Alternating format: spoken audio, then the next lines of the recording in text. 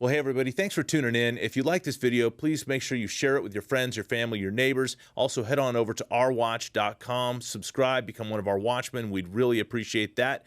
And another thing, we've got another exclusive interview. This one is going to be with Kash Patel, and you're not going to want to miss it. This will be airing tomorrow night, 6 p.m. Make sure you tune in. You're not going to want to miss it.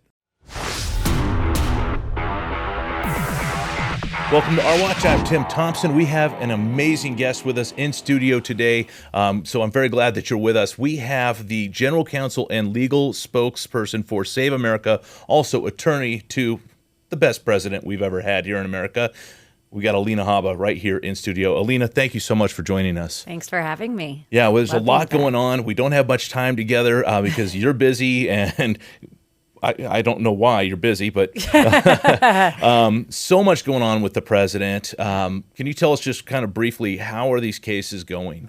Yeah, generally speaking, they're going very well. I know there's a lot of noise for the public right now, but we have been chipping away at every decision that we've gotten, moving up the scale. As you saw, the Supreme Court made a great decision for us.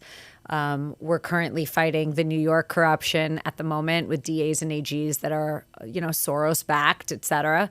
And while it's tough in the state level, it's been good for us in the long run. None of these cases should have happened. They're all politically motivated. That's very clear because they're not real cases. The president has not done anything wrong. But we're currently fighting what most would say would be the most egregious case, which is the criminal suit with DA Bragg, the suit that Cy Vance didn't want to bring, DA Bragg didn't want to bring, and then when President Trump decided to run, they decided to indict. And that, I think, says it all. So we're knee deep in political lawfare, and we're doing okay. We're tail end of that case, and we'll see how that goes.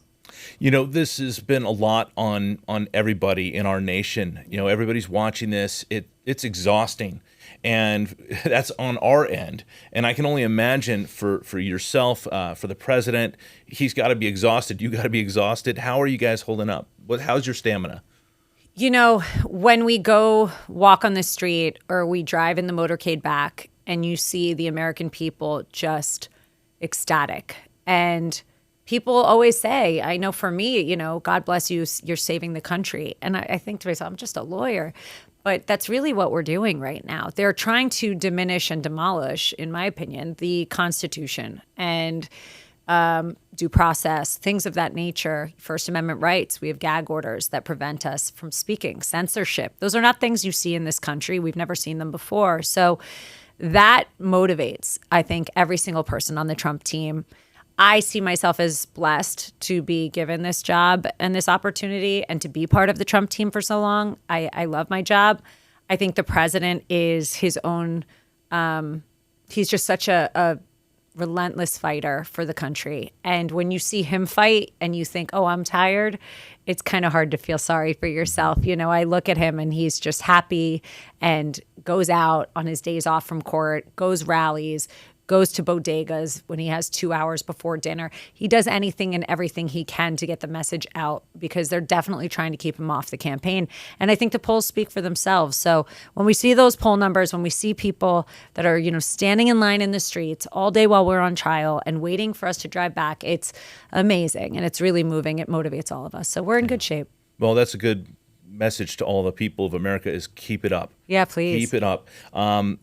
There's been a lot of outrageous things that have been happening in these court cases. What would you say is the most outrageous thing you've seen to date? I wish I had one. I could name a few very quickly.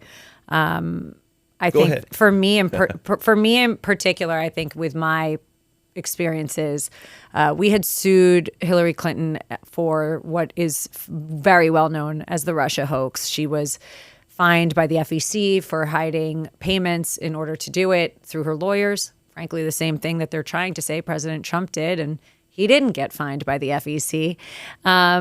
And filing a complaint against her, the FBI, it was amazing to go to D.C., sit in trials, know that this was all real stuff. And then I never got heard. I never met the judge. It was a Clinton-appointed judge. And I got sanctioned with the president $1 million. That was kind of the most motivating moment. It was either quit or step up. So for me, that was very telling. To file a complaint and then be sanctioned and all of that comes with it was crazy to me for something that was so damaging to our elections. And then I would say most recently, sitting through a criminal trial, watching a former president be taken off the campaign trail for something that's a books and records keeping misdemeanor at best, should probably, in my opinion, have been a civil fine. But he didn't even do it. He was in the White House. There was an accounting, bookkeeping. They say an error. I don't see what the error was. You pay a lawyer, you put it in as legal expense. But the fact that he's now, and I've been sitting with him for most of the trial with members of his family, watching this disgrace on the American judicial system. This one in particular disturbs me. The vitriol that they could want to put a president in handcuffs over a bookkeeping issue by somebody that was in Trump Tower while he was saving America is disgusting. It's a new low. Yeah. We only have a couple minutes left together. I want to ask you, where is this headed, and what should the average American that loves this country do? Yeah. So, I'm not part of the campaign. I have to be careful, but I would just say to investigate what the best way is to help the campaign. Laura Trump's obviously been doing tremendous with the RNC. I support everything they're doing. I think that we need to become a united party. I think that's the message right now. Don't fall short of going out and voting and getting people to vote. Don't be afraid to argue the issues with your friends that don't see things your way. I think that Americans have become very divisive. And I think at this point, really, it's just educate yourself, educate others, and make sure you vote in November. Absolutely. Yeah. Alina, I want to thank you for joining us. How can people connect with you and follow what you're doing?